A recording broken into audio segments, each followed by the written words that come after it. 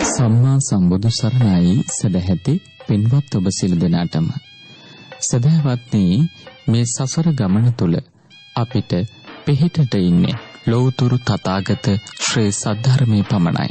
එනිසා ඒ උතුම් ධර්මයේහි පිහිට ලබන්නට ඔබට කලන මිතුරෙකුසේ දහම් මඟ කියා දෙන බෞද්ධ ආගුවන්විදුලිය ඔබ වෙත සමීප කරන මේ පැයට නියමිත පින්පර ධර්ම දේශනාව ඓතිහාසික මාතර වෙහෙරහේන පූර්වාරාම රාජමහා විහාරස්ත අපගේ දක්ෂිණ ශාඛා මැදිරි පරිශ්‍රයේ සිට මෙලෙසින් ආරම්භ කරන්නටයි සූදානම් වන්නේ. පින්වත්නි, මේ පින්බර ධර්මදේශනා පැවැත්වීම උදෙසා වැඩමවා වදාළ ගෞරවනීය ස්වාමීන්ද්‍රයන්න් වහන්සේ කරන්දෙනිය ගුණගස්වෙල ශ්‍රී නිවේසාරාමාධිපති ශාස්ත්‍රපති පූජ්‍යපාද පිටිකල ධම්මවිනීත පින්වත් ස්වාමීන්ද්‍රයන්න් වහන්සේ අපි සියලු දෙනා සාදුනාද පවත්වමින් নমස්කාර පූර්වකව පිළිගනිමු. සාදු සාදු සාදු. සදහවත්නි, මාතර රන්සෑගොඩ චම්පා නිවසේ ජීවත්ව සිට මීට වසරකට පෙර අභාව ප්‍රාප්ත වූ පිටුවල ලියනගේ ජයරත්න තම පියාණන්ට පුණ්‍යානුමෝදනා කිරීම උදෙසාත් සුජීවත්ව සිටින එම්.ඩී. සෝමාමෑණියන්ට නිදුක් නිරෝගී සුව සම්පන්නිය ප්‍රාර්ථනා කරමිනුත් පවත්වන මෙම ධර්මදේශනාවේ පින්බර දායකත්වයේ ගැන කටයුතු කරනු ලබන්නේ එම දෙපළගේ දූදරු පිරිස විසින්. එසේනම් අපි සියලු දෙනා මෙතෙන් සිට උතුම් සදහම් දේශනාව ශ්‍රවණය සඳහා සෝදානම්ව ඊට පෙර ආතුව පංචශීලයේ සමාදන් වීම උදෙසා සාදුනාදයක් පවත්වමින් තෙවරක් নমස්කාර පාඨය සජ්ජායනා කරමු. සාදු සාදු සාදු. අවසරයි ස්වාමීන්ද්‍රයන්න් වහන්සේ. නමෝ තස් භගවතෝ අරහතෝ සම්මා සම්බුද්දස්ස. නමෝ තස් භගවතෝ අරහතෝ සම්මා සම්බුද්දස්ස. නමෝ තස් භගවතෝ අරහතෝ සම්මා සම්බුද්දස්ස. බුද්ධං සරණං ගච්ඡාමි. බුද්ධං සරණං ගච්ඡාමි. ධම්මං සරණං ගච්ඡාමි. ධම්මං සරණං ගච්ඡාමි. සංඝං සරණං ගච්ඡාමි. සංඝං සරණං ගච්ඡාමි. ဒ ුතියංපි බුද්ධං සරණං ගච්ඡාමි. ဒ ුතියංපි බුද්ධං සරණං ගච්ඡාමි. ဒ ුතියංපි ධම්මං සරණං ගච්ඡාමි. ဒ ුතියංපි ධම්මං සරණං ගච්ඡාමි. ဒ ුතියංපි සංඝං සරණං ගච්ඡාමි. ဒ ුතියංපි සංඝං සරණං ගච්ඡාමි. තතියංපි බුද්ධං සරණං ගච්ඡාමි. තතියංපි බුද්ධං සරණං ගච්ඡාමි. තතියංපි ධම්මං සරණං ගච්ඡාමි. තතියංපි ධම්මං සරණං ගච්ඡාමි. තතියංපි සංඝං සරණං ගච්ඡාමි. තතියංපි සංඝං සරණං ගච්ඡාමි. තිසරණ ගමනං සංපුන්නං ආමබන්තේ පානාති පාතා වේරමණී සික්ඛාපදං සමාදියාමි. පාණාති පාතා වේරමණී සික්ඛාපදං සමාදියාමි. අදින්නාදානා වේරමණී සික්ඛාපදං සමාදියාමි. අදින්නාදානා වේරමණී සික්ඛාපදං සමාදියාමි. කාමේසු මිච්ඡාචාරා වේරමණී සික්ඛාපදං සමාදියාමි. කාමේසු මිච්ඡාචාරා වේරමණී සික්ඛාපදං සමාදියාමි. මුසාවාදා වේරමණී සික්ඛාපදං සමාදියාමි. මුසාවාදා වේරමණී සික්ඛාපදං සමාදියාමි. සුරාමේරය මජ්ජපමා දට්ඨානා වේරමණී සික්ඛාපදං සමාදියාමි. සුරාමේරය මජ්ජපමා දට්ඨානා වේරමණී සික්ඛාපදං සමාදියාමි. තිසරණේන සද්ධින් පංචශීලං ධම්මං සාදුකං සුරක්ඛිතං කତ୍වා අප්පමාදේන සම්පාදේත. ආමන්තේ සාදු සාදු සාදු. සමන්ත චක්කවාලේසු අත්‍රා ගච්ඡන්තු දේවතා සද්ධම්මං මුනි රාජස්ස සුනන්තු සග්ග මොක්ඛදං ධම්ම ශ්‍රවණ කාලෝ අයං බදන්තා. ධම්ම ශ්‍රවණ කාලෝ අයං බදන්තා. ධම්ම ශ්‍රවණ කාලෝ අයං බදන්තා.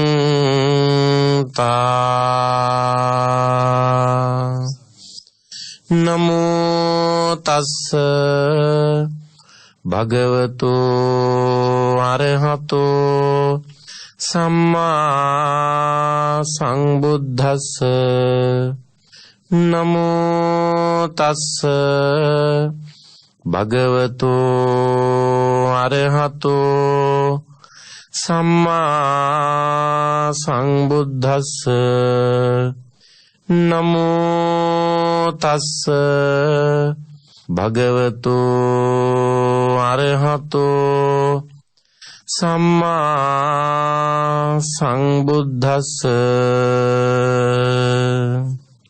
ධම්මං විනානත්ති පිතාච මාතා තමේව තානං සරණං පතිට්ඨා. තස්මාහි භෝ කිච්ච මඤ්ඤපහාය සුනාත ධාරේත චරාත ධම්මේති. ධර්ම ශ්‍රවණ බිලාසී සදහැති වාසනාවන්ත පින්වත්නි, උදාර පරමාර්ථයක් පෙරදරි කරගෙන ශ්‍රේෂ්ඨ ඥාතික ධර්මයක් ඉෂ්ට සිද්ධ කරන්ට ඊ타ත්ම වටින පීතෘ පූජාවක් සිදු කිරීම පිණිස පින්වන්ත ඔබ සූදානම් වන මොහොත. අද බෞද්ධ ආරූප වාහිනී මේ පැයට નિયમિત ධර්මානුශාසනාවේ දායකත්වයට හිමිවන ධර්ම දානමය ආනිසංස පින්වන්ත ඔබ විසින් ලබා ගැනීම පිණිස කටයුතු සූදානම් කරගත්තේ ඒ උදාර පරමාර්ථයටමයි. අදවන් දිනක මින් වසරකට ඔබෙහි අභාවයට පත්වෙන්නට යෙදුන මාතර රන්සෑගොඩ චම්පා නිවසේ සුජීවත්ව සිටිය පෙන්බර පියතුමා පිටුවල ලියනගේ ජයරත්න මහත්මයා කවුරුත් ආදරවන්ත නාමයෙන් ආමන්ත්‍රණය කළේ කහවේ මහත්මයා කියලා.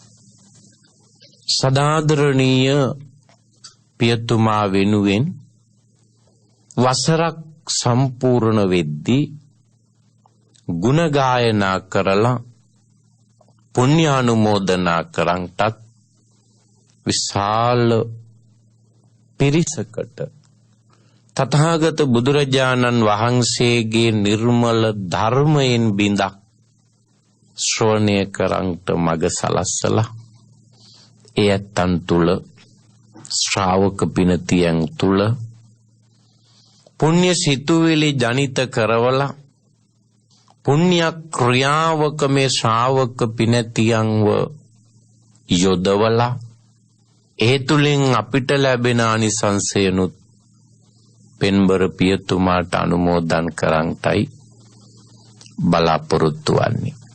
ඒ වගේම සදාදරණීය මෑණියන්ට නිරෝගී සම්පත්තිය චිරජීවනීය ප්‍රාර්ථනා කරන්ට ඩී.එම්. සෝමා මෑණියන්ට මේ පින්කම ඊළඟ අරමුණ වෙනවා.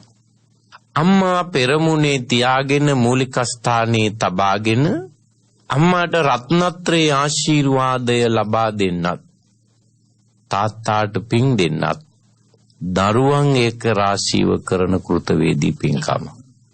මහා ආදර්ශ සම්පන්න පින්කමක්. මං මාතෘකා කළ ගාථාවේ තියෙන්නේ ධම්මං විනා නත්ති පිතාච මාතා. දැන් දන්න වචන කියුණානේ නේ පිතාච මාතා. අපි විවාහාරේ මව පියා කියලා කියන්නේ.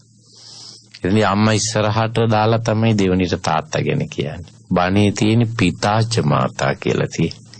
ඉස්සරහට දාලා තියෙන තාත්තව. ඉස්සරහා පස්ස කතාවක් මොකුත් නැහැ. ප්‍රශ්නයක් හදාගන්න තරම්. ඒ වුණාට මේ ධහම ගැන විග්‍රහ කරන ගොඩක් තැනකදී ධහම තුල මව්පියන් ගැන විග්‍රහ කරන ගොඩක් තැනකදී ඉස්සරහට කතා කරන්නේ තාත්තා ගැන. තාත්තව මූලික ස්ථානයේ තියාගෙන. ඒකට හේතු සාධක පිළිබඳවත් පින්වතුනි විමර්ශනය කරලා බැලුවාම වරදක් නැහැ. අම්මයි තාත්තයි සිද්ධ කරන්නේ කෘත්‍ය වශයෙන් දෙකක් වුණාට දරුවන් තැනීමේ කාර්යයේදී මේ දෙන්න සමාන කාර්යභාරයක් ඉටු කරලා තියෙනවා. හැමෝගෙම අම්මයි තාත්තයි කරන්ට යෙදුන සේවය, ඒ කියන්නේ තමන්ව ගොඩනැගීම පිණිස අම්මා තාත්තත් කරන්ට යෙදුන කාර්යභාරය තරාදියකට දාන්න පුළුවන් නම් ඒ දෙකම සමබරයි. අම්මගේ පැත්ත බර වැඩි වෙලා තාත්තගේ පැත්ත බර අඩු වෙන්නේ නැහැ. තාත්තගේ පැත්ත බර වැඩි වෙලා අම්මගේ පැත්ත බර අඩු වෙන්නේ නැහැ. දරුවන් තැනීමේ කාර්යයේදී දෙදෙනාම සමාන කාර්යභාරයක් ඉටු කරලා තියෙනවා. කෘත්‍ය වශයෙන් බැලුවාම දෙවිදියයි. දෙදෙනාගේ කාර්යභාරය දෙවිදියයි. තාත්තා අපිව පෝෂණය කිරීමේ වගකීම මූලික වශයෙන් දරන්නේ. ප්‍රකෘතිති පිතා රැකවරණය සලසනු යේ පියා. තාත්තා අපිව රකින්න ගත්තේ කවද? අම්මට අපිව ලැබෙන්න ප්‍රසූත වේදනාව හැදිලා රෝහල් ගත කරලා අපි බිහි වුණාම ආයි ගෙදර එක්කගෙන එනවනේ. ගෙදර එනකොට තාත්තා මදුරු දැලක් ගෙනල්ලා තියලා තියෙනවා. පොඩි net එකක් තියෙනවා. අකුලන්න පුළුවන් එකක් උඩයක් වගේ එකක්.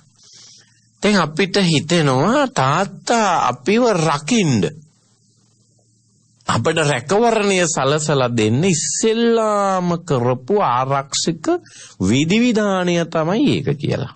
බැලුවා මේකනේ තියෙන්නේ. මැස්සන්ගෙන් මදුරුවන්ගෙන් රකින්න අපිට ආරක්ෂාව තාත්තා සැලසුවේ තම කියලා. ඒ බාහිරෙන් බැලුවහම එකපාරටම පේන දේ.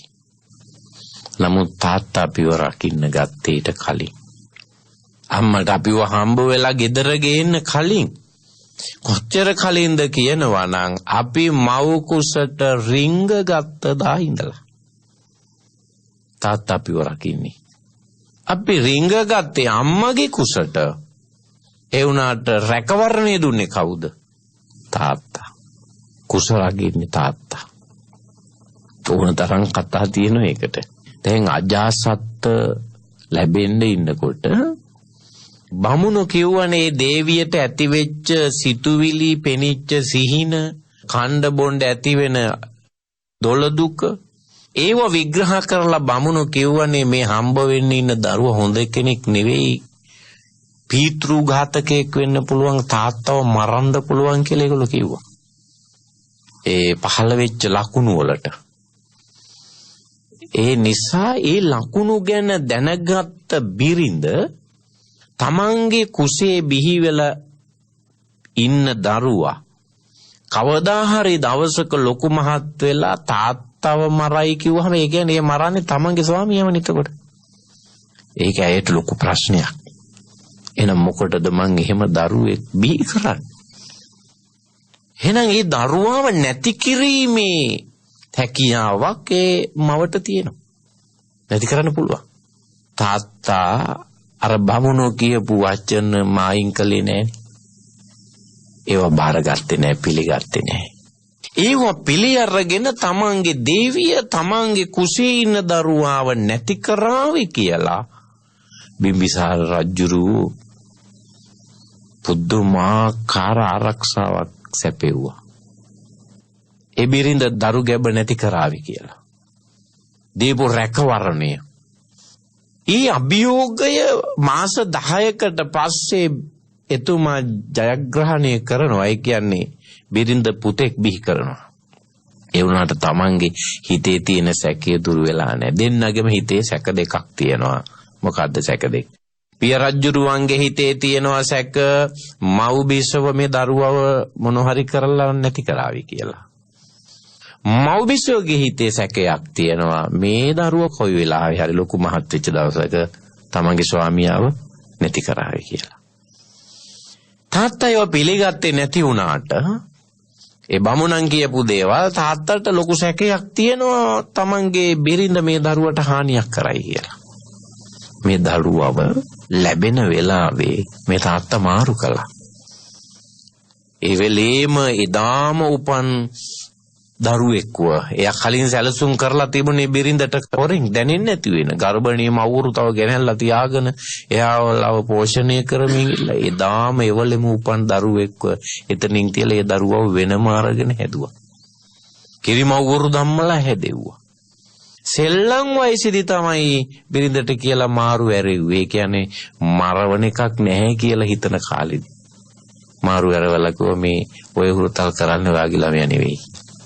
මාරු ඇරවලා දුන්නා. ඒ තරම් තාත්තගේ වගකීම තාත්තට ස්වභාවයෙන්ම පැවරිච්ච වගකීම ළමයිගේ ආරක්ෂාව, දරුවන්ගේ ආරක්ෂාව තාත්තා ඒක කළා. බාහිර ආරක්ෂාව විතරක් නෙවෙයි තාත්තා අපි ගැන හොයපු අපට ලබා දීපු ආරක්ෂාව තුල තිබුණේ මේ මැස්සෝ මදුරෝ කණ එකට දෙන ආරක්ෂාවද? ඇයි ලෙඩ රෝග වලින් අපිව රකින්න ඕනේ නැද්ද? කවුද ඒ රැකවරණය දුන්නේ? තාත්තමයි. අපි මව් කුස තුල ඉන්න කාලයේදීම ලෙඩ රෝග වලින් අපිව බේරගන්න මත්තට ඉස්සරහට හැදෙන්න තියෙන ලෙඩ හැදෙන එක වළක්වා ගැනීමට තාත්තා කටයුතු කළා විධිවිධානයේ දෙව්වා. ගුණවත් ආහාර හොයාම අම්මට ගෙනවිත් දුන්නේ ඇයි? මේවයි කාබෝහයිඩ්‍රේට් තියෙන්නේ, මේවයි විටමින් තියෙන්නේ, මේවයි යකඩ තියෙන්නේ, මේවයි ප්‍රෝටීන් තියෙන්නේ කියාම එවැනි දේවල් හොයා තෝරාම ගෙනත් දුන්නේ. කුස තුල ඉන්න අපිට අපේ ශරීරය තුල ප්‍රතිශක්තිකරණය වැඩි වෙන විදියට ඒවට ගැළපෙන ආහාර තමයි මේ තෝරා ගෙනලා දීලා තියෙන්නේ. ප්‍රතිශක්තිකරණය මොකටද? එළඩ රෝග වලින් රැකෙන්න. රැකීම තමයි ආරක්ෂාව කියලා කිව්වේ. කොහොමද තාත්තගේ ආරක්ෂාව? තාත්තගේ රැකවරණේ. එහෙනම් අපි කෙලින් කටින් ඉන්නේ, නිරෝගීව ඉන්නේ. ඒ නිරෝගීව ඉඳීම තුළ වැඩිම ඒ ගෞරවය හිමි වෙන්න ඕන කාටද? තාත්තට. අම්මා පෝෂණය කළා.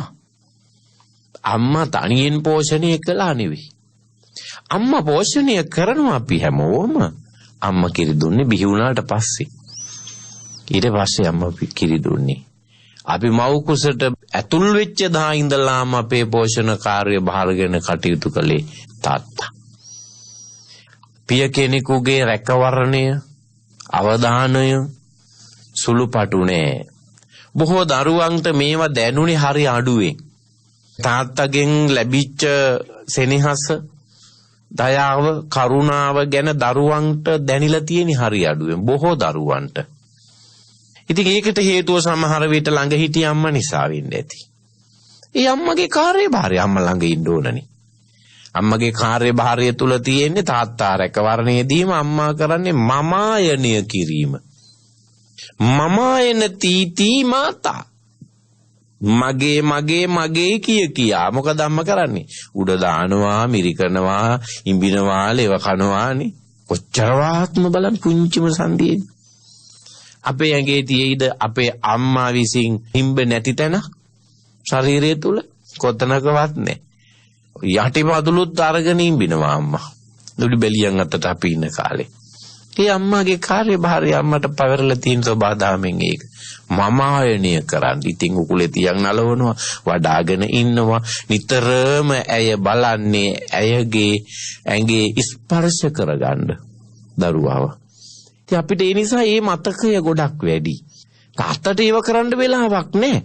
ඒව කරන්න තාත්තට වෙලාවක් නැහැ කියන එකෙන් ඇඟ වෙනවද තාත්තා අපිට ආදරේ නැහැ කියලා? ඇඟ වෙන්නේ නැහැ. ඇඟ වෙන්නේ දෙන්න කාර්යභාර දෙකක් කියලා මං කියවනේ කරන්නේ. කාර්යභාරය දෙකක් කරන්නේ. විදියට ක්‍රම විදියට බැලුවාම දෙකක් වුණාට අපිට ලැබිච්ච දේ අරගෙන බැලුවාම දෙදෙනාගෙම ලැබිලා තියෙන සමාන දෙයක්. සමාන දෙයක්. ඒක නිසා අම්මව රකින්නත් තාත්තව රකින්නත් දරුවන් වශයෙන් අපි බැඳිලා ඉන්නවා. ජීවත්ව ඉඳෙද්දී ඉහළින්ම සලකන්ට, සිත රිදවන්නේ නැතිව රැක බලා ගන්නට ආදී කොටගත් ලොකු වගකීමක් වගේම අභාවයටපත් වුණාට පස්සේ දාන ධර්මාදී පින්කම් සිද්ධ කරලා පින් දෙන්න අපි බැඳිලා ඉන්නවා. ඒක නිසා මම හිතන්නේ කෘතවේදී පින්කමක් කියලා මම මුලින් කියන්නේ ඒකයි. පියගුණ සිහිපත් කරමින් සිද්ධ කරන උදාරතර පුණ්‍ය ක්‍රියාවක්. තමනුත් බණහන ගම ලෝකවාසීව මේ ධර්මානුශාසනාවන් ශ්‍රවණය කරන ලක්ෂ සංඛ්‍යාත මහ පිරිස් මේ ධර්මානුශාසනාව ශ්‍රවණය කරනකොට තාත්තාට පින් දෙන පරම චේතනාවෙන් කරන ලද පින්කමේදී අවසානයේ අපි පින් දෙනවනේ. ආන්නේ පුණ්‍යානුමෝදනාව තා බලවත් වග හොඳින් මතක තියාගන්න. පින්වතුනි, මොකද ධර්මය කියලා කියන්නේ? අපි ඕන තරම් ওই වචනය ගැන කතා කරනවනේ, සාකච්ඡා කරනවනේ. අපිට තියෙන සෑහෙන්න වචන අපි භාවිතා කරනවා තේරුම් දන්නේ. අර්ථකථන කරන්න බෑ. අපි එහෙම දන්නේ නැහැ. එහෙම දන්නේ නැති වුණාම ඒ කියන නමින් වෙන ඒවත් කෙරෙන්න පුළුවන්. හරියට දන්නේ නැති වුණාම දැන් ශාසනය කියන්නේ මොකද්ද කියලා මම ගොඩක් අයගෙන් අහලා තියෙනවා. මේ ශාසනය කියන එකට උත්තරයක් දෙන්න බෑ. ඒ ගොඩාක් අය ඒ වුණාට නිතරම විවහාර කරනවා ශාසනය කියන්නේ මේ 5000 කල් පවතින එකක්. ශාසනය දැන් 2500ක් ඉවරයිනේ. තව සමහරු කියනවා ශාසනය ඉතින් 5000ක් කල් පවතිනකොට 2500ක් ඉවරයි කියන්නේ දැන් ඉතින් ඔය ඇති 2500 ඉවරලා තියෙන. දැන් ඉතින් නැති 2500 නේ ඉන්නේ. තවත් සමහරු කියනවා. ඉතින් මේ ශාසනය කියන එක ගැන කියවනවා එක එක වචන දාලා. ඉතින් මම අහන ශාසනය කියන්නේ මොකක්ද කියලා එතකොට ඒ ගොඩාක් අයගෙන් අහලා තියෙනවා මම. ඒකට දී ගන්න උත්තරයක් නෑ. දැන් ශාසනය කනවා කිව්වහම එහෙනම් මොකක් හරි එතන තියෙන්න ඕනේ. එහෙනම් මොකක් හරි. ශාසනය රකින්නවා කිව්වහම එහෙනම් එතන මොකක් හරි එකක් තියෙන්න ඕන. මොකද ඒකට දෙන්න උත්තරයක්. ඔය ඇත්තොත් මමත් උත්තර දෙන්නේ කොහොමද? ආණ්ඩු ක්‍රම ව්‍යවස්ථාවෙත් නැහැනේ පින්නතුනේ ඒකට අර්ථකථනයක් දී. ආණ්ඩු ක්‍රම ව්‍යවස්ථාවේ තියෙනවය කියන්නේ පවතින රජය විසින් සම්බුද්ධ ශාසනය ආරක්ෂා කොට පෝෂණය කිරීම කළ යුතුයි කියලා. ඔන්න මාතෘකාව. දැන් ඒක යටතේ විග්‍රහ කරන්න ඕනේ. ඒක කරන්න නම් ඕනම ආණ්ඩුවකින් ඒක යටතේ විග්‍රහ කරන්න බෑ. දැන් මොකද්ද පෝෂණය කරන්නේ? මොකද්ද ආරක්ෂා කරන්නේ? දැන් සම්බුද්ධ ශාසනය. ඒක සම්බුද්ධ ශාසනය කියන්නේ මොකද්ද කියලා විග්‍රහ කළා නෑ, අර්ථකථනය කළා නෑ. එතන හිස් පිටුවක් තියෙනවා. හිස් කොලයක් එතන තියෙන අර්ථකථනය කරගන්න බැරුව. මං ඒව ගැන කියන්න නෙවෙයි හදන්නේ. මං කියන්නේ ඒ වාගේ වචන තියෙන විග්‍රහ කරගත්තේ නැති විග්‍රහ කරන්න බැරි. Taman තව කෙනෙකුට විග්‍රහ කරලා දෙන්න බැරි වචන. ධම්ම කියන වචනේ ගැන. මොකද්ද ධම්ම කියලා කිව්වට කියාගන්න බෑ. හැබැයි ධම්ම කියන වචනේ ඕන තරම් හැමෝම පාවිච්චි කරනවා. දැන් මම පංචශීලයේ සමාදන් කරාම මුලින්ම කරන්නේ තිසරණේ පිහිටවන එක. බුද්ධං සරණං ගච්ඡාමි, ධම්මං සරණං ගච්ඡාමි, සංඝං සරණං ගච්ඡාමි කියලා. දෙවනුවත් තෙවනුවත් ဒ ුතියම්පි තතියම්පි කියලා. ඊට පස්සේ තිසරණ ගමනං සම්පූර්ණං කියලා ඕනේ තිසරණ ගමනේ පිහිටෙව්වා. ඊට පස්සේ දුන්නා පන්සිල් ටික පාණාතිපාතාදී විදියට. ඊට පස්සේ පන්සිල් දීලා ඉවර වෙලා කර තිසරණ ගමනේයි මේ පංචශීලයි දෙක එකතු කරලා මම ආයි ගැට ගහලත් එකක් දුන්නා. ඇහුවා හැම ප්‍රශ්නයක්. තිසරණේන සද්ධින් පංචශීලං ධම්මං සුරක්කිතං කତ୍වා අප්පමාදේන සම්පාදේත. අතන තිසරණේ තුන මෙතන පංචශීලයේ තුන මේ දෙකම එකතු කරලා ආරක්ෂා කළ සුරක්කිතං කତ୍වා අප්පමාදේන සම්පාදේත කියවනේ. දැන් උතන ධම්ම කියුන්නේ නැද්ද? තිසරණේන සද්ධින් පංචශීලං ධම්මං සුරක්කිතං කତ୍වා. අන්න ධම්ම කියුණා. එතන මේ පංචශීලය කියන්නේ ධර්මයක්. තිසරණ සහිත. මේ ධර්මයේ සුරක්ෂිත කරලා අප්පමාදීන සම්පාදේත ඉතා ඉක්මනින් නිවන සම්පාදනය කරගන්න කියලා කියුණා. ඒකට ධම්ම කියන්නේ එතන මේ ප්‍රතිපත්ති ධර්මය. පහක්නේ ප්‍රතිපත්ති ධර්මය. ධම්ම කිව්වම ස්වභාව ධර්ම. ධම්ම කියන්නේ ධර්ම කියන එක. ස්වභාව ධර්මයේ, චර්යා ධර්මයේ වලතරන් ධම්ම තියෙනවා. මේ මම මාතෘකා කළ ගාථාවේ ධම්මං විනා නත්ති පිතාච මාතා. ධර්මයේ හැර මවෙක් නැත පියෙක් නැත. සරල තේරුම. දැන් අපි දන්නවා අපිට මේ ජීවිතේ මේ සියරම දේවල් හම්බුනේ කවුරු හින්දා කියලාද? අම්මා නිසා, තාත්තා නිසා. ඒ අපි දන්න ඉහළම තනතුරු දෙක. අපේ ජීවිතේ සියල්ලම ලැබුවා. මේ රූපය හම්බ වුණා. Tamanට තියෙන රූපය කවුරු දුන්නේ? දෙවියන් වහන්සේ දුන්න කියලාද හිතාගනි? මහා බ්‍රහ්මයා දුන්න කියලාද හිතාගනි? ඔය දැන් තියෙන තම තමන්ගේ රූපය කවුරු දීපු එකක්ද? ඕක විද්‍යාවෙන් ඇහුවොත් නම් කියයි ඒක නේද? ඥාන පරීක්ෂා කරලා බැලුවා තාත්තගේ ඥානයි අම්මගේ ඥානයි තිබුණේ කියලා. ඒක තමයි අපි රූප කියලා කිව්වේ. බණ පොතේ රූප කලාප කියලා කියන්නේ. Tamanට තියෙන එක්ක අම්මගේ රූපේ නැත්තම් තාත්තගේ රූපේනේ. ඒකනේ දරුවෝ අම්මා වගේ නැත්තම් තාත්තා වගේ දෙන්නගේ රූපේ සංකලනයක් තියෙන. පැහැදිලි රූපේ දීලා තියෙන අම්මයි තාත්තයි දෙන්නත් ඒක. හැඩය දීලා තියෙන්නේ අම්මයි තාත්තයි දෙන. ඔබ අම්මගේ හැඩේ නැත්තම් තාත්තගේ හැඩේ. ඔබ යන්නේ ඉන්නේ වාඩි වෙන්නේ ඔක්කොම කරන්නේ ඔය කාගේ ඉරියව්ව අනුවද කියලා හොර බලන්න කල්පනා කරලා. Taman දන්නේ නැතුණා Taman ළඟ ඉන්න අනිත් කෙනා දන්නවා. අරපුවත් නැහැ තාත්තමයි කියලා කියනවා. අරපුවත් නැහැ අම්මා වගේමයි. අරපුවත් නැහැ අර බලන්නකෝ. අම්මගේ ගමනමයි. එහෙම කියන නේද ළමයි දිහා බලලා. ඉතින් අපිට හම්බුනේ ඔක්කොම ටික කාගෙන්ද? අම්මගෙන් තාත්තගෙන්. ඒ අපි දන්න ටික. මේ ගාථාවේ කියන්නේ ඒකටත් වඩා එහා ගිහින් ධර්මයේ නැමැති අම්මා ධර්මයේ නැමැති තාත්තා මේ ලෝකයේ ඊට වඩා ගොඩාක් දේවල් ලබා දෙනවා. ඒ මේ සංසාරයෙන් අපිව ඈතර කරවනවා. ඒක අපේ අම්මට අපේ තාත්තට කරන්න පුළුවන් එකක් නෙවෙයි මතක තියාගන්න. අපේ අම්මට අපේ තාත්තට කරන්න බෑ මේ ධර්මයේ විසින් කරලා දෙන වැඩි. අපිට දිව්‍ය ලෝකේ යන්න තියෙනවා නම් දිව්‍ය ලෝකේ යන්න තියෙන එක වළක්වන්න ඕන තරම් වෙන අයට පුළුවන්. ඒ යාළුවන්ට පුළුවන් අපිව අපායට ඇදලා දාන්න. ඒ වෙන ඕන කෙනෙකුට කරන්න පුළුවන්කම තියෙනවා. තේරුණාද කියන එක.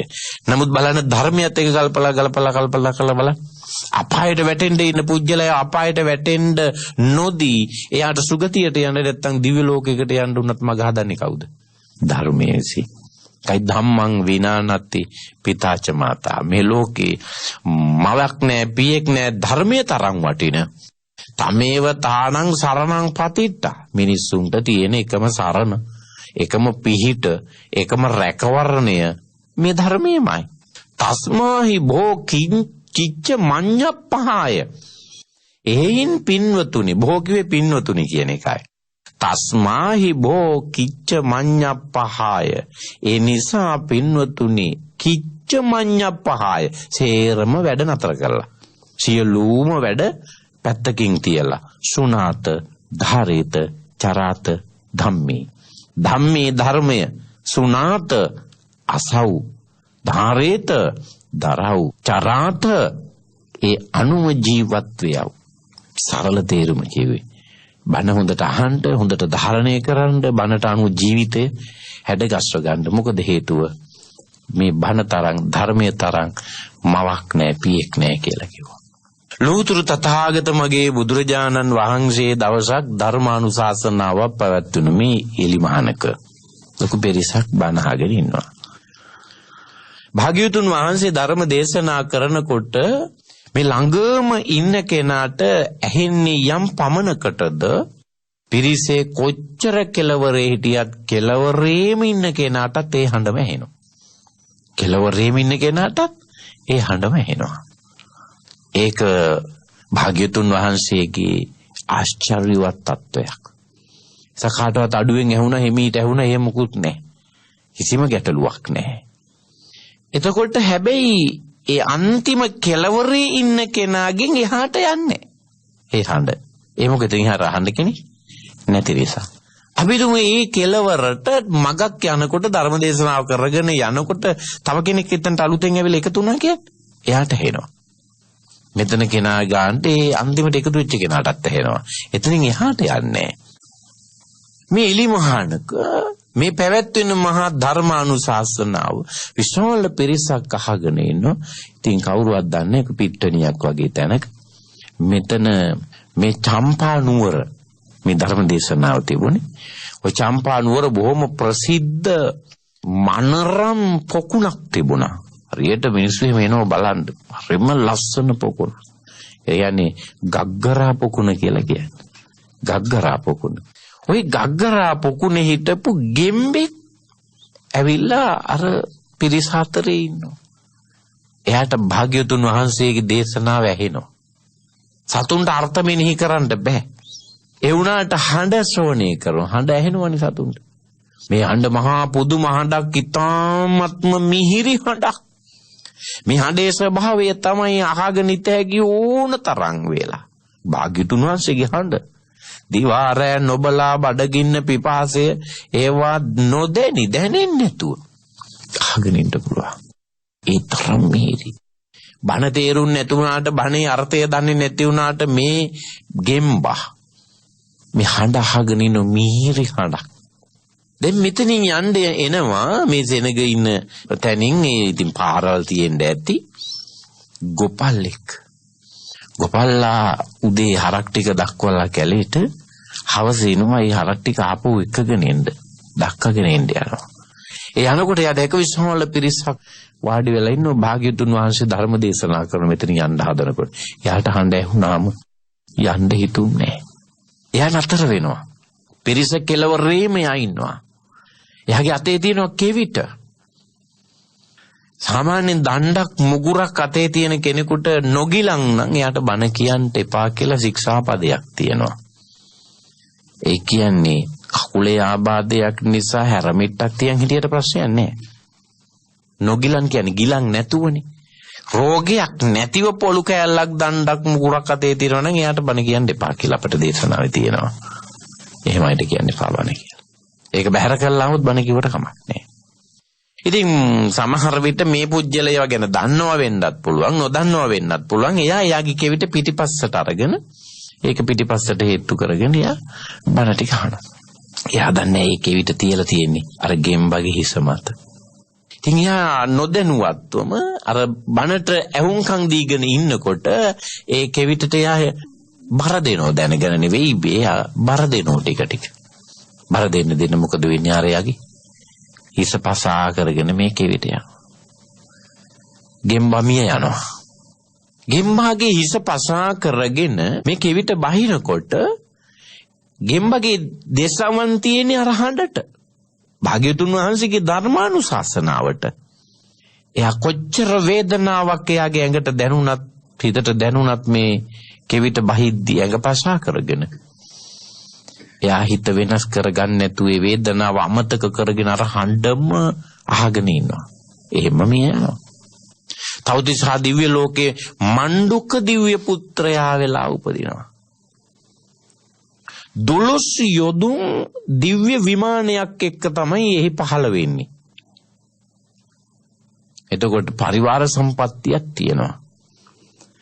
එයා බලනවා මේ මම කවුද? මං කලින් ගෙම්බෙක්.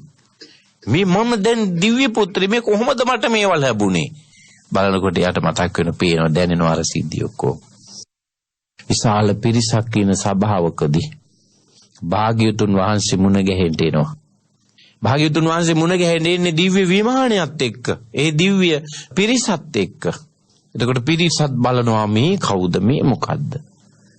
ප්‍රශ්න කරනවා. භාග්‍යවතුන් වහන්සේට Taman කවුද කියලා හඳුන්වලා දුන්නා. භාග්‍යවතුන් වහන්සේ ගැන තෘෂ්ණී භූතව හිටියා. ඒ විශාල පිරිසටත් මණ්ඩුක දිව්‍ය පුත්‍රය ඇතුළු පිරිසටත් භාග්‍යවතුන් වහන්සේ ධර්ම දේශනා කළා. මණ්ඩුක දිව්‍ය පුත්‍රය සෝවාන් ඵලයටපත් වෙනවා. ඒ බණ ආපු විශාල පිරිසක් මාර්ගඵලවලටපත් වෙනවා. තථාගත ධර්මයේ තියෙන ආශ්චර්යවත් භාවය කියලා කියන්නේ ඕක. ඒ නිසා තමයි දැන් බලන්න තිරිසන්ගත සත්වයන්ට පවා සුගති පරායණය වන්න හේතුවක් වෙච්ච තථාගත ධර්මයේ අවබෝධයෙන් යුක්තව අපි අනුගමනය කළොත් අපිට කොයි වගේ ප්‍රතිඵල හමු වේද කියලා හිතලා කල්පනා කරන්න. අටුවා කතාවක තියෙනවා රසවාහිනිය වගේ මට මතක තිබුණේ. එක්තරා ස්වාමින් වහන්සේ නමක් වැඩ ඉන්න ගල් ගුහාවක් අසල තුඹසක ගැරන්ඩියෙක් හිටියා. ඉතින් ගොදුරු හොයාගෙන ගිහින් ඇවිත් ඒ ජීවත් වෙනවා. ඒ ස්වාමින් වහන්සේ පිරිත් එහෙම කියනවා කුටියේ ඉන්න ගම. ටික කලකදී ඒ ළඟ හිටපු ගැරන්ඩියට ඇස්සන්ද වුණා. එයා ඇස්සන්ද වෙලා යන්න බැරුව ගොදුරු හොයාගෙන යන්න බැරුව ඒ වැතිරිලා හිටියා. අර ස්වාමින් වහන්සේ දැක්ක දින දෙක තුනක් එක තැනම ඉන්නවා මේ ගැරන්ඩියා. කරන්න දෙයක්වත් නැහැ. උන්වහන්සේ පිරිත් කිව්වා. පිරිත් අහගෙන ඉන්න අතරතුරේදීම කපාරටම කබරෙක් ඇවිල්ලා මේ ගැරන්ඩියව මරාගෙන කෑවා. එයා පිරිත් අහගෙන ඉන්න අතරතුරේදීම මේ ගැන දක්වලා තියෙන්නේ කාවන්තිස්ස රජුරුවන්ගේ කාලේ මේ රුහුණේ සිදුවෙච්ච සිදුවීමක් විදියට. ඊට පස්සේ මේ බණ කතාවේ විග්‍රහය අවසානයේට එනවා. ඒ පුජ්‍යලයා දැන් මිය පරලොව යන්නේ බණ අහයි දෙද්දි. කවුද මේ පුජ්‍යලයා කිව්වේ? අර ගැරන්ඩියා. දුටුගැමුණු රජතුමාගේ සේනාව අතරේ අතර හිටිය පුජ්‍යලේකුගේ ගෙදර උපදිනවා මිනිසෙක් වෙලා. තිස්ස එයාගේ නම. තිස්ස කියලා මිනිසෙක් වෙලා ඉපදිලා බණ දහම් ආදිය ප්‍රගුණ කරලා මරණින් මත්තේ දිව්‍ය ලෝකේ ඉපදුනා කියලා රසවාහිනී කතා බණ පොතේ තියෙනවා. දැන් බලන්න අර ධර්මය අහලා මොකද ධර්මයේ පිරිත් ධර්මය. ඇහුවේ සතෙක් විදියට. මිනිසයන් වශයෙන් අර්ථ මෙනෙහි කරමින් අපි අහනවා නම් ජීවිතයට එකතු කරගන්නවා නම් පිළිපදිනවා නම් කොයිතරම් ප්‍රතිඵල අපිට ගන්න පුළුවන්ද කියලා බලන්න. ඔය තමයි ධර්මයේ සාන්දෘෂ්ටික ප්‍රතිඵල කියලා කියන්නේ. සාන්දෘෂ්ටික ප්‍රතිඵල. මිනිසුන් විදියට අපිට අපේ ජීවිතේ මේ ජීවිතය තුළ සියලු දුක් කෙලවර කිරීම සංසාරික දුක මම කියන්නේ. සංසාරික දුක සාමුලින්ම කෙලවර කරන්ට මේ ධර්මය අපිට ප්‍රයෝජනට ගන්න පුළුවන්. මහණෙනි ධර්මයේ පහුරක් කොට ගනු භාග්‍යතුන් වහන්සේ පැහැදිලි කළා. පහුරක් අවශ්‍ය වනුයේ ගඟෙන් එතර වීමටය. දිය පහරකින් සැඩ පහරකින් එගොඩ යන්න නම් අපිට පහුරක් ඕන කරනවා. පහුරක් තනා ගන්නට ඒ පහුරෙන් ඒ ගඟෙන් එතර වෙන්න ඉච්චරනේ තියෙන. ඒක මහන්සියෙන් කරන්න වෙනවා. පහුර හදාගන්න එක ලී දඬු කෑලි ගෙනල්ලා නේද බටර් දඬු ගෙනල්ලා එහෙම කරලා ඉතින් පහුර හදා ගන්න ඕන. ඒක හදාගත්තාම ඒකට නැගලා දෑතෙන් වීර්ය කරලා වතුර මෙහෙට ගහලා පස්සට කොහොම හරි ගඟෙන් එතර වෙනවා. අමාරුවෙන් තමයි එතර වෙන්න තියෙන්නේ. අමාරුවෙන් ඒගොඩට යන්න නියමන කරන්නේ. ඒගොල්ලට ගියේ කවුරුවත් අහපව මේගොල්ලට එන්නේ මේ පැත්තට එන්නේ ඔය පැත්ත බලන්නේවත් නැහැ. යාට ආයිත් අර පහුරු වමනක් නැහැ. පවුරක් ඕන කරන්නේ ගඟෙන් එතර වෙන්න විතරයි. එතර වුණාට පස්සේ කර ගහගෙන යන්න ඕන නෑනේ. සෝවාන් වෙන්න ධම් ශ්‍රවණය කරලා ධර්මය හොඳට ප්‍රගුණ කරලා සෝවාන් ඵලයටපත් වෙන්න. ආපස්සට එන්නේ අපායට වැටෙන්නේ නැහැ කීයටවත්. නැතේ බවං අට්ඨමං ආදියන්ති. බව 8කට යන්නේ නැහැ කීයටවත්. උපරිම ගියත් බව 7යි. 7ක් ඇතුළත මේ සසර ගමන නිම කරනවා කියලා නේ බණේ තියෙන්නේ. ඉතින් ධර්මයේ කියන්නේ එතකොට මේ සසර දුක් නිවාලන අමාධාරක් නෙවෙයිද? පැහැදිලිවම එහෙමමයි අපේ දුක් නිවන්න. පියතුමාගේ අභාවයත් එක්ක අපේ සිත් තුළ ගොඩනැගිලා තියෙන ඒ දුක තුනී කරගන්න පිහිට උනේ මොකක්ද? ධර්මයනේ. ඒකනේ මේ තව බොහෝ අයට මේ ධර්මය අහන්න මග හැදුවේ. මග සලසලා තියෙන්නේ. ඒ නිසා ඒ ගැන සලකලා බොහෝ කොට සන්තෝෂමත් භාවයටපත් වෙන්න. ඒ මොකෝ පින්වන්තෝ බද්ධහම් ශ්‍රවණය කළා. ඒ වගේම විශාල පිරිසකට මේ ධර්මයේ ශ්‍රවණය කරන්ට ඉඩ හැදුවා මේ දායකත්වයේ තුල. ඒ නිසා පින්වන්තෝ ඔබට ධර්ම ශ්‍රවණමය පිනත් හම්බ වුණා. ධර්ම දානමය පිනත් හම්බ වුණා. අනිත් අයට ධර්මයේ ප්‍රදානය කිරීම තුල දකලා හැත්ති වෙලා සූදානම් වෙලා පින් සිතුවිලි හිතේ සෑහෙන්න සිතුවිලි පරම්පරාවක්ම පහළ වුණා. පින් සිතුවිලි හොඳ පුණ්‍ය ක්‍රියාවක් වෙනුවෙන් ඔබ කොච්චර එහාට මෙහාට පියවර තබන්න ඇතිද? තබපු පියවරක් ගානේ ඔබට පින් සිද්ධ වෙන හොඳට මතක තියාගන්න. මේ වටිනා පින්කම පිළිබඳව කළ කතා කළ වචන. ඒ නිසා හිතන්ට සිතුවිල්ලක් ගානේ පින් සිද්ධ වෙන. වචනයක් ගානේ පින් සිද්ධ වෙන. තබන ලද පියවරක් ගානේ පින් සිද්ධ වෙන මහා පින්කමක් මේ පින්කම ඇතුලේ තව සිදු වුණා. මහා සංඝ රත්නයේ දෑත් ගිලන් පාසාදිය පූජා කළා. ගෞරවයෙන් යුක්ත වේ සියලු කටයුතු සිදු කිරීම තුළ වතාවත් කිරීමට හිමිවන ආනිසංසත් ලැබුණා. ඒක නිසා මේවයි කොනක් ගන්න බෑ කියලා. ඉතින් මේ කිව් නොකිව් මේසා විශාල පින්කමක් ඇයි අපි සිදු කරගත්තේ? මොකටද? මොකටද අපිට මෙච්චර ගොඩක් පින්? තාත්තා අපිට කරපු උදව්වල ප්‍රමාණයක් කියන්න බැරි නිසා අප්‍රමාණ තරම් පින් සිද්ධ වෙන පින්කම් කරලා පින් දෙන්න ඕන අපි වැඳිලා ඉන්න එකට. ඒ තමයි මේ වෙලාවේ ඉෂ්ට සිද්ධ කරන්නේ. බොහොමත්ම සන්තෝෂයෙන් යුක්තව ඒ බව සලකාගෙන අපි පුණ්‍ය අනුමෝදනා කරලා ධර්මානුශාසනාව නිමා කරන්ට මත්තින් තථාගත මගේ බුදු පියාණන් වහන්සේගේ ශ්‍රී මුඛයෙන් දේශිත උතුම් ගාථා රත්නයක් පාදක කරගෙන මේ උතුම් ධර්මානුශාසනාව ශ්‍රවණය කිරීමෙන් පින්වන්ත ඔබ හැම කෙනෙකුටම ලැබුණු ධර්ම ශ්‍රවණමය ආනිසංස අදින් වසරකට ඔබෙහි අභාවයට පත්වෙන්නට යෙදුන මාතර රන්සෑගොඩ චම්පා නිවසේ ජීවත්ව සිටි පෙන්බර පියතුමාණන් වහන්සේ පිටුවල ලියනගේ ජයරත්න මහත්මාණන්ට පියතුමාට පින් අයිති වේවා. සසර සැපයටපත් වේවා, දුකින් අත් මිදේවා, නිවනින් නිවේවා කියලා පින් දීමක් වශයෙන් සාදුනාද පවත්වන්න.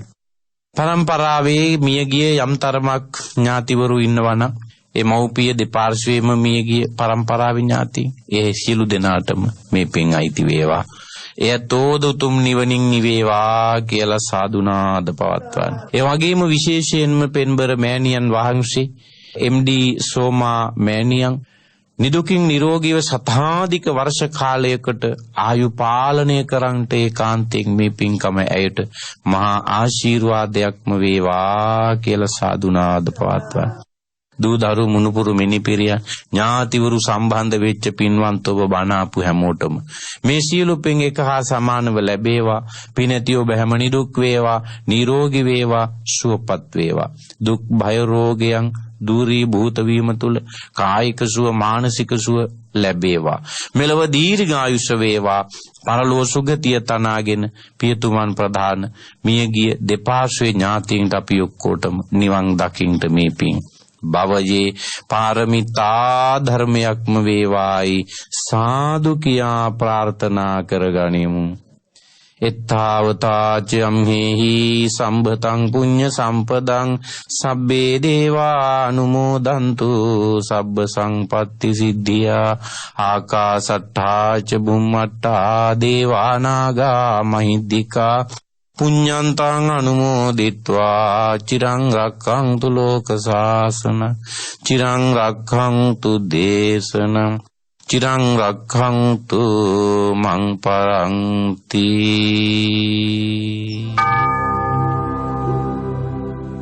සාදු සාදු සාදු.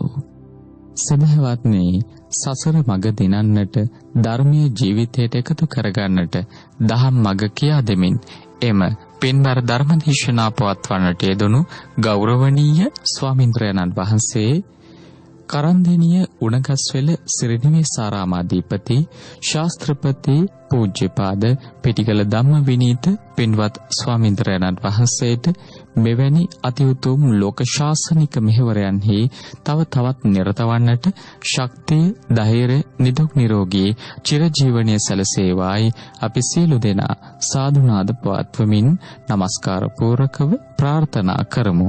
සාදු සාදු සාදු. Yeah.